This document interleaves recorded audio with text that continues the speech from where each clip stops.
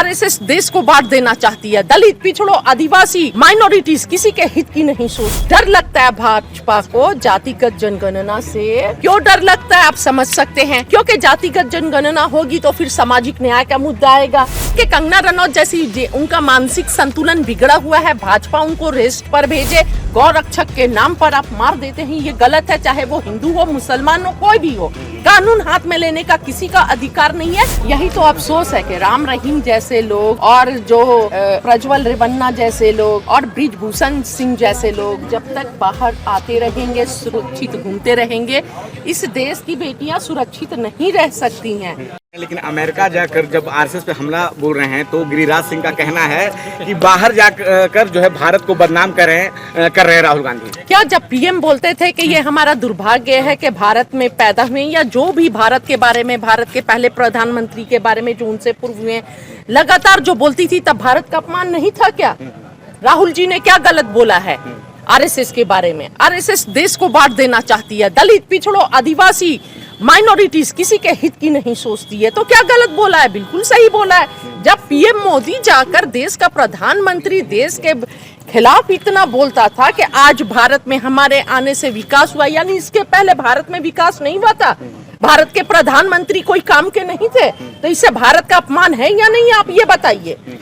Ma'am, Bhajpa ये भी कहती है कि आज 70 सालों से कांग्रेस थी, कभी जाति जनगणना की बात नहीं करती थी, आज राहुल गांधी को बहुत ज्यादा जाति जनगणना की याद आ रही है। तो भाजपा को दिक्कत क्या है? जो कांग्रेस पार्टी ने नहीं किया है 70 सालों में, आप वही तो करने आए थे, कर दीजिए आप। अगर कांग्रेस पार्टी ने नहीं किया है तो आप कीजिए, इसीलिए तो आपसे मांग कर रहे हैं कि आप करवाइए जातिगत जनगणना। लेकिन डर लगता है भाजपा को जातिगत जनगणना से।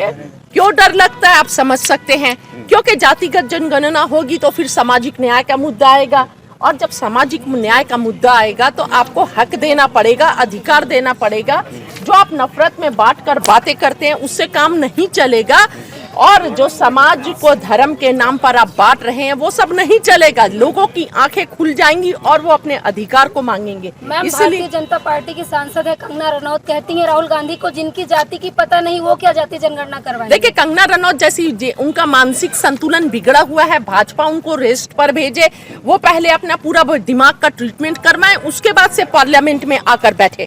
क्योंकि ये सिर्फ राहुल गांधी पर ही टिप्पणी नहीं, आप देख सकती हैं लगातार जिस तरह किसान आंदोलन चल रहा था, वहां की माता बहनों पर टिप्पणी किया, उसके बाद से एनआरसी सीए प्रोटेस्ट की माताओं बहनों पर टिप्पणी करती हैं, उसके बाद से किसानों पे बोलती हैं किसान आंदोलन में रोज बलात्कार होते थे, लाशें टंगी होती थी, और इस तरह के लगातार के मतलब जो देश को आजादी मिली है, असली आजादी 2014 में मिली है, उससे पहले देश आजाद नहीं था। तो ये आप तो शहीदों का अपमान कर रही हैं, देश के जो स्वतंत्रता सेनानियों का अपमान कर रही हैं, देश में जो महिलाओं ने हमारे बुजुर्गों ने जो झंडा लेकर चले थे, आजादी के नारे लगाए थे, आप सभी का अपमान कर रही हैं। तो ऐसी महिला जिनका मानसिक संतुलन बिगड़ा हुआ, उसके बारे में बात करके क्या फायदा है बताइए?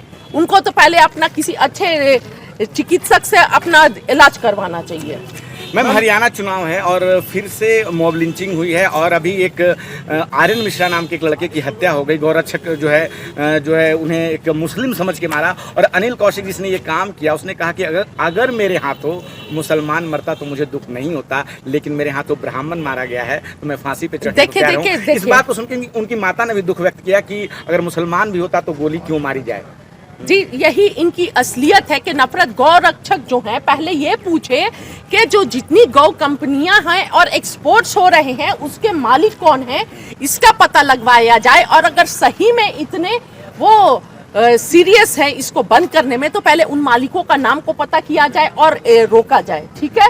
ना कि गरीब को किसी हर जगह चौक चौराहे पर आप जो गुंडागर्दी करते हैं, गौरक्षक के नाम पर आप मार देते हैं, ये गलत है। चाहे वो हिंदू हो, मुसलमान हो, कोई भी हो, कानून हाथ में लेने का किसी का अधिकार नहीं है।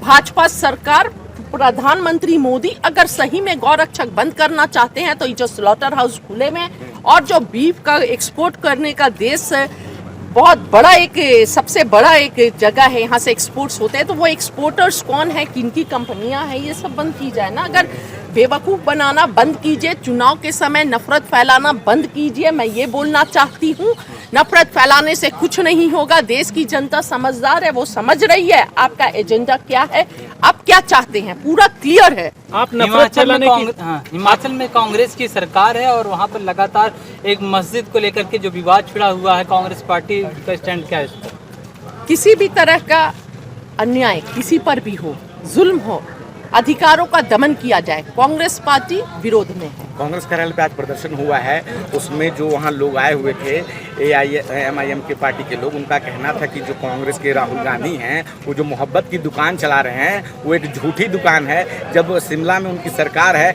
और वहाँ मस्जिद को अवैध बता के ढहाने की बात कह रहे हैं, उनके नेता हैं अनिरुद्ध सिंह, तो अब राहुल गांधी कोई बयान क्यों नहीं दे रहे हैं? देखिए, इंतजार कीजिए, जो भी बयान होगा आएगा। और मैं फिर बोल रही हूँ, कांग्रेस पार्टी हर अन्याय, शोषण और सामाजिक प्रताड़ना के खिलाफ है और कोई भी गलत तरीके से, इलीगल तरीके से कम्युनिटी को देखकर टारगेट करेगा, इसके खिलाफ। राम रहीम जो है, उनको 6 बार पेरोल देने वाले सुनील सांगवान जो हैं, चरखी दादरी से भाजपा में शामिल होते हैं और चरखी दादरी से उन्हें टिकट भी मिलता है। यही तो अफसोस है कि राम रहीम जैसे लोग और जो प्रज्वल रेवन्ना जैसे लोग और ब्रिजभूषण सिंह जैसे लोग जब तक बाहर आते रहेंगे, सुरक्षित घूमते रहेंगे, इस देश की बेटियां सुरक्षित नहीं रह सकती हैं। और जब तक नाम देखकर बड़े नाम पर छोड़ा जाता रहेगा, तब तक देश की बेटियां सुरक्षित नहीं रहेंगी। बड़े नाम पर देखकर छोड़ने का मतलब है कि ये बताना कि भाजपा सरकार और PM मोदी बेटियों की सुरक्षा को लेकर गंभीर नहीं है और ये जो आपराधिक तत्व हैं ये बेहतर समझते हैं। मैम, ब्रजभूषण सिंह ने बहुत बड़ा आरोप लगाया कि विनेश फोगाट जो हैं बेईमानी से ओलंपिक में गई हैं और जो आज वो कांग्रेस में शामिल हुई हैं, तो एक तरह से ये पहले से ये पटकथा लिखी जा चुकी थी। कांग्रेस ने एक तरह से ये कहानी षड्यंत्र रचा था। देखिए, अगर बेईमानी से गई तो आप लोग कहाँ थे? मतलब आप देश की बेटियों का अपमान कर रहे हैं कि हमारे देश की बेटियां जो खेल कर सम्मान ला रही हैं, देश को सम्मान दे रही हैं, वो बेईमानी से हैं, वो बेईमान हैं। यानी आप पूरे देश की बेटियों का अपमान कर रहे हैं। ये भाजपा का चाल और चरित्र है जो ब्रिजभूषण सिंह बोल रहे हैं और PM मोदी बैठकर सुन रहे हैं। तो इससे देश की बेटियों का मनोबल गिरेगा या नहीं, आप ये बताइए। ये भाजपा का असली चेहरा है, ये बेटी विरोधी है और बेटियों को रोकना चाहते हैं आगे बढ़ने से। यही इनका चरित्र है, यही इनका चेहरा है जो ब्रिजभूषण सिंह बता रहे हैं। क्या लगता है मैम, इस बार हरियाणा में कांग्रेस सरकार बना पाएगी? बिल्कुल। पिछली 2 बार से लगातार भाजपा ने सरकार बनाई। बिल्कुल, बहुत अच्छे से बनाने जा रही है। हरियाणा में कांग्रेस की सरकार आ रही है और बिना किसी विरोध के सरकार आ रही है, क्योंकि हरियाणा की जनता समझ चुकी है भाजपा का असली चेहरा क्या है। जब विनेश फोगाट रो रही थी, जंतर मंतर पर भीख मांग रही थी न्याय की, तो उठाकर फेंक दिया जाता है। अब धर्म ले आते हैं बीच में, देश की बेटी को न्याय देने के जगह उसे जाट बता देते हैं। और मैं एक बात और, आप सामाजिक न्याय से डरते हैं, जातिगत जनगणना से डरते हैं, और दूसरी बात, जब देश की बेटी जंतर मंतर पर न्याय मांग रही थी तो आप उसको जाट बताते हैं। ये कौन सा चेहरा है? ये दोहरा चरित्र नहीं चलेगा नरेंद्र मोदी जी। नरेंद्र मोदी तो खुद OBC के बेटे हैं, चुनाव में 2014 से देखिए, वो क्या है नहीं है अभी तक किसी को पता नहीं चला। वो जहाँ जाते हैं वही हो जाते हैं। जो देश में जाते हैं और जहाँ भी जाते हैं, जो भी इतिहास रहता है वो इतिहास से जुड़ जाते हैं। मैम, हरियाणा में कांग्रेस का मुकाबला कांग्रेस से है? कांग्रेस का मुकाबला कांग्रेस से है, मतलब हमारे मुकाबले में, कांग्रेस के मुकाबले में कोई नहीं है। गुटबाजी की बात की जा रही है। नहीं, कोई गुटबाजी नहीं है, गुटबाजी कोई नहीं है। भाजपा में गुटबाजी नहीं है क्या? आप उनसे सवाल क्यों नहीं करते हैं? आप हमेशा कांग्रेस को आप लोग मीडिया क्यों टारगेट करती है? भाजपा में कम है क्या गुटबाजी? भाजपा से ज्यादा है। सांसद वहाँ चुनाव नहीं लड़ेंगे। नहीं, भाजपा से ज्यादा है गुटबाजी क्या कांग्रेस में? कुछ नहीं है। जब बड़ा परिवार है तो छोटा मोटा नोकझोंक होती रहती है, लेकिन आप लोग भाजपा से सवाल नहीं कर सकते हैं, नहीं बता सकते, डरते हैं, नहीं बता सकते हैं कि PM मोदी और योगी आदित्यनाथ में क्या चल रहा है, गुजरात लॉबी और अदर जो भाजपा के बड़े लीडर्स हैं उनके बीच में क्या चल रहा है, ये जनता के बीच में रखने में डर लगता है। क्योंकि कांग्रेस पार्टी सेक्युलर है, हम सेक्युलर माइंडेड है, हमसे जो भी सवाल कीजिएगा आपका वेलकम है, लेकिन भाजपा से सवाल कीजिएगा तो वो नहीं बर्दाश्त करेंगे। मैं समझती हूँ आप लोगों की मजबूरी, मैं आप लोगों के साथ संवेदना भी है, आप लोगों से हमदर्दी भी है, और मैं समझ सकती हूँ। ऐसी बात नहीं कि हम उनसे सवाल नहीं करते हैं, अभी आप है तो आपसे सवाल किया जा रहा है, जब वो चलिए सामने आएंगे ठीक है, आप तब जो हम उनसे सवाल कर रहे हैं। हैं तो मैं जवाब दे रही हूँ ना। मैम क्या मीडिया मजबूर हो चुकी है क्या, जिस तरह से आप कह रही हैं कि मजबूरी है मीडिया की? देखिए कहीं ना कहीं आप देख सकती हैं फार्मर प्रोटेस्ट में किस तरह जो हमारे मीडिया कर्मी जो स्वतंत्र रूप से न्यूज ले रहे थे, जो दिखा रहे थे खबरों को, उन पर किस तरह केस होता है, लगातार ऐसे चल रहा है नारसीसीओ प्रोटेस्ट में, और अब तक यही चल रहा है सिलसिला। छोटे यूट्यूबर्स छोड़ दीजिए, भाइयों पर किस तरह की कार्रवाई, आप बड़े बड़े चैनल्स पर भी कार्रवाई होती है। तो ऐसा हो गया है कि आप अपने मर्जी से खबर भी नहीं दिखा सकते हैं। वो जो खबर जाए वो भाजपा के फेवर में जाए तब वो बर्दाश्त करेंगे, नहीं तो नहीं करते हैं।